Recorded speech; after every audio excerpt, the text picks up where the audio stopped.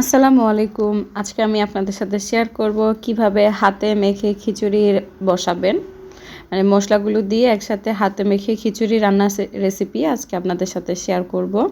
তো আমি এখানে প্রথমে চাল আর ডাল একসাথে ধুয়ে নিয়েছি। আমি যতটুকু চাল নিয়েছি তার 3 ভাগের 1 ভাগ ডাল নিয়েছি। আর এখানে আমি অর্ধেকটা পেঁয়াজ এরকম কুচি করে কেটে নিয়ে হাত দিয়ে ভালো করে একটু ডলে দিচ্ছি আর কি, যাতে একটু নরম হয়। এখানে আমি একটু আধা চামচের মতো আদার বাটা দিলাম, একটা কাঁচামরিচ দিলাম, ঝালটা অবশ্যই আপনাদের চয়েস অনুযায়ী দিবেন। আর আধা চামচ জিরা গুঁড়া, আধা চামচ ধনিয়া গুঁড়া, আধা চামচ হলুদের গুঁড়া। তারপরে দিয়ে দিচ্ছি পরিমাণ মতো লবণ, আপনাদের টেস্ট অনুযায়ী লবণটা দিয়ে দিবেন। তারপরে দিব আমি অল্প পরিমাণ সরিষার তেল। আপনারা এখানে সরিষার তেলের বদলে যে কোনো তেল ব্যবহার করতে পারেন পছন্দ অনুযায়ী, অলিভ অয়েল বা নর্মাল রান্না করার তেল দিয়ে খুব ভালো করে আমি মিশিয়ে নিচ্ছি। একটু সময় নিয়ে 2 থেকে 3 মিনিট সময় নিয়ে আমি হাত দিয়ে এভাবে খুব ভালো করে মিশিয়ে নিব।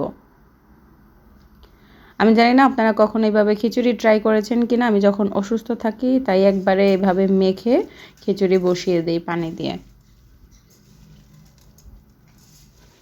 এভাবে হাতে মাখা খিচুড়ি খেতে কিন্তু খুবই ভালো লাগে। আর চালটা একটু ভেঙে যায়, মানে পুরোপুরি ভাঙে না, একটু একটু ভেঙে যায়, কারণ যেহেতু হাতে মাখছি তাই চালটা ভাঙার সম্ভাবনা বেশি।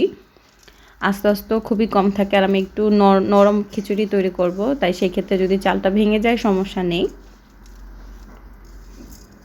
আমরা অনেকেই কিন্তু নরম বা পাতলা খিচুড়ি খেতে পছন্দ করি, তো তারা চাইলে কিন্তু এভাবে তৈরি করতে পারেন। এখন আমি দিয়ে দিচ্ছি পানি এখানে আমি একটু বেশি দিব, যেহেতু একটু নরম খিচুড়ি তৈরি করব, তাই পানির পরিমাণটা একটু বেশি হলেই ভালো হয়। আপনারা যেভাবে খিচুড়ি খেতে পছন্দ করেন সেই অনুযায়ী আসলে পানি এখানে দিবেন।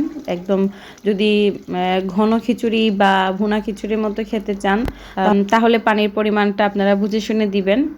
আর যদি একটু পাতলা বা নরম খিচুড়ি খেতে চান তাহলে পানির পরিমাণটা একটু বেশি দিবেন।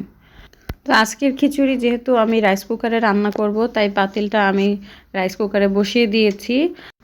আর এরই মধ্যে কিন্তু প্রায় আমার খিচুড়িটা হয়ে গেছে।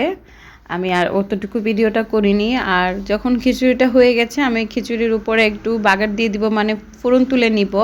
তার জন্য একটা কড়াইয়ের মধ্যে আমি সরিষার তেল দিয়ে দিচ্ছি 1.5 টেবিল চামচের মতো। দিয়ে আমি এখানে পেঁয়াজ কুচি দিয়ে দিচ্ছি। এখানে আমি একটু বেশি পরিমাণে পেঁয়াজ কুচি দিচ্ছি। নরম বা পাতলা খিচুড়িতে আমার এরকম পেঁয়াজটা বেশি করে দিয়ে ফোড়ন তুলে নিলে বেশি ভালো লাগে খেতে আমার কাছে।